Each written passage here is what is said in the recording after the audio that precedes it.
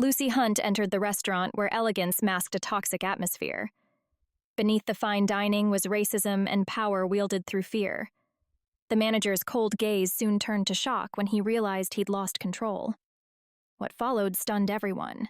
A summer evening in the heart of the big city buzzed with movement and activity. The warm air carried the scent of street food mixed with the perfumes of passers-by. The sky, painted in golden pink hues of the sunset, reflected in glass windows and on the glinting surfaces of cars slowly crawling through busy streets. Lucy Hunt, a 34-year-old licensing inspector, walked confidently along the sidewalk toward one of the city's most popular establishments, the Golden Fork. Her strict business attire concealed her true purpose, and only her focused gaze suggested that she was here for more than just dinner. As she stepped inside, Lucy paused to take in her surroundings. The interior of the Golden Fork was impressive, combining elegance and modern sophistication. Crisp white tablecloths, sparkling glasses, and soft lighting set an upscale atmosphere. The waitstaff, dressed in uniform, moved with mechanical precision, as if fine-tuned. Yet, beneath this outward perfection, tension was palpable, like a taut string. In the middle of the room stood Jason Miller, the restaurant manager. Tall, impeccably groomed, and with a confident smile, he looked every bit the man who thrived on control. His voice cut through the air like a whip as he issued orders and reprimands. Lucy noticed how his eyes swept over the room, scrutinizing everything with a critical eye. She knew his reputation as a man who would stop at nothing to maintain standards, even resorting to cruelty toward his staff. Without waiting for him to spot her, Lucy chose a corner table with a clear view of the room.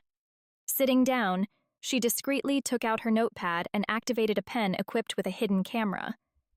This wasn't her first undercover visit, but this time, the stakes were high. The Golden Fork was seen as the benchmark of success in the city's dining scene, and any significant violation found here would make waves. Barely a few minutes had passed when a young waiter, struggling to balance a tray of plates, stumbled and nearly dropped a dish. Jason, spotting this, was at his side in an instant, eyes blazing with anger. "Do you even know where you work? There's no place for amateurs here," he yelled, his voice slicing through the quiet like a whip. The patrons froze, some exchanging nervous glances as if afraid of attracting attention. The waiter, blushing to the tips of his ears, stammered apologies, but Jason wasn't done. He piled on humiliating remarks until the young man's face contorted with embarrassment.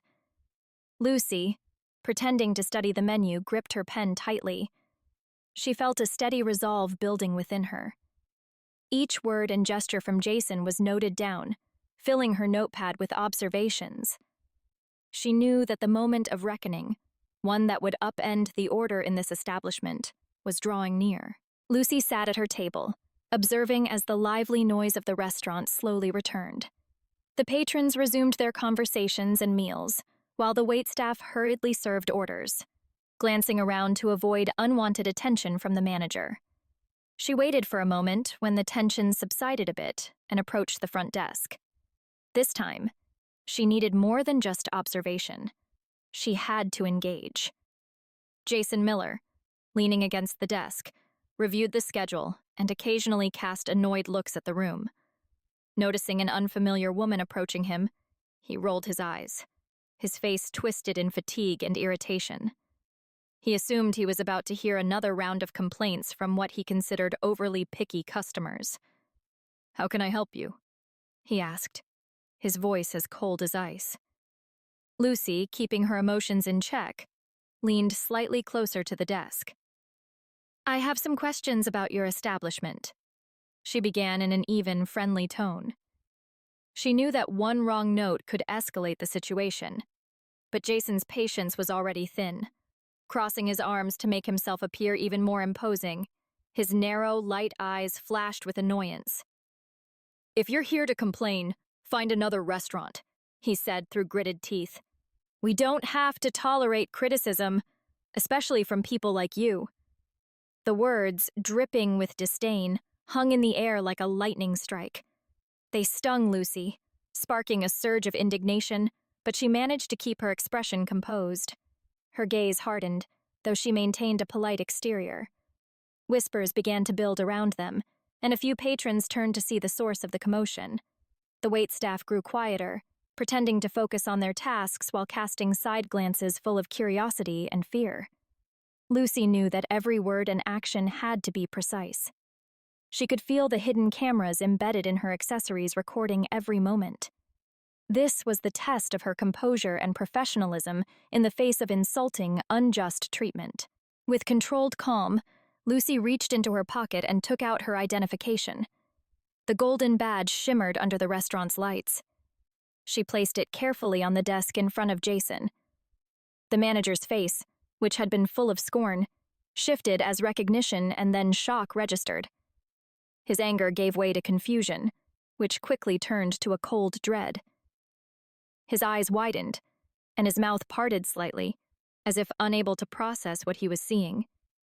"You're an inspector?" he choked out, his voice hoarse and faltering. Lucy nodded silently, her gaze steady and unyielding.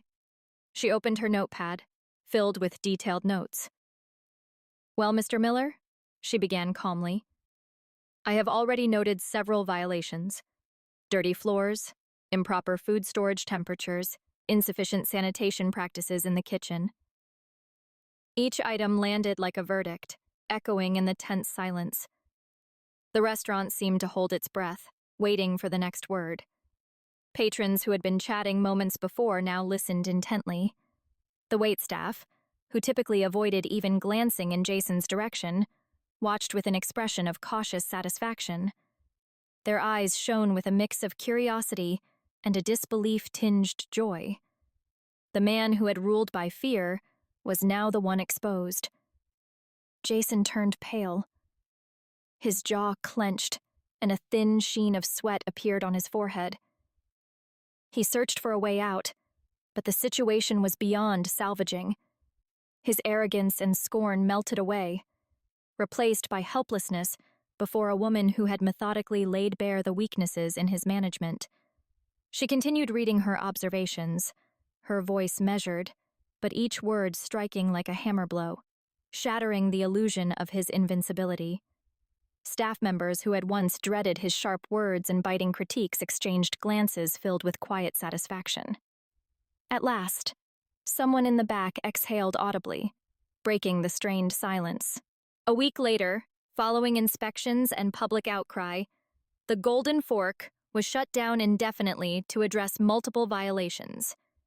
This closure was a significant blow to an establishment that had been considered a crown jewel in the city's dining scene, but an even greater one to its former management. News of Jason Miller's crude and demeaning behavior spread like wildfire throughout the city. Headlines in local papers and discussions on social media amplified the scandal. Posts and witness accounts fueled public indignation.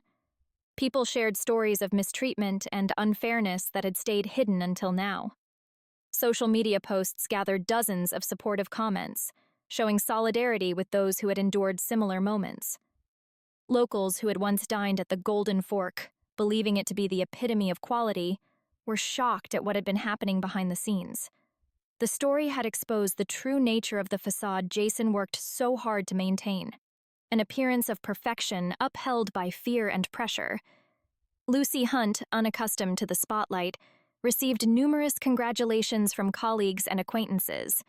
Her professionalism and courage became an example to many.